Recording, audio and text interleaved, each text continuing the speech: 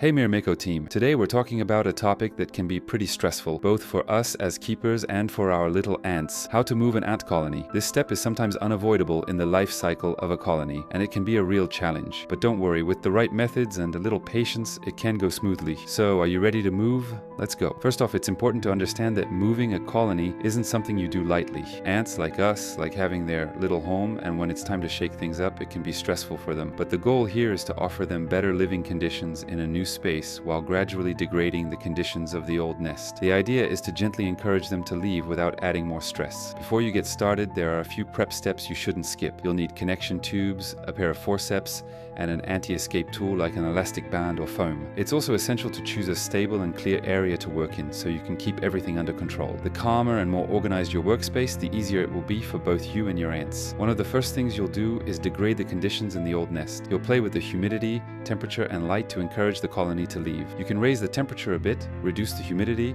or even expose the nest to more light. Basically, you're making the environment less pleasant to gently nudge them to move out, but be careful not to do it too abruptly, just enough to motivate them to migrate without causing too much shock. At the same time, you need to prepare the new nest and make sure the conditions are perfect. It should be comfortable with optimal temperature and humidity. Once everything's ready, it's time to move. If you're moving from a tube to a larger nest, transparent PVC connection tubes are super useful. You'll connect the tubes, and the goal here is to get them to migrate gradually. Put the new nest in a dark area and expose the old one to light. When you notice the workers starting to explore the new nest, you can begin to move the ones that haven't followed yet. Be careful not to touch the brood. The forceps will be your best friend here for moving the workers without disturbing the eggs. For some species, like Lasius or Aphaenogaster, a quicker, more direct move might be necessary. These species are quite fragile, and a slow move can sometimes cause too much stress. On the other hand, for species like Aphaenogaster, it's better to move quickly to avoid splitting the colony. In some cases, during the foundation phase, you may need to transfer the colony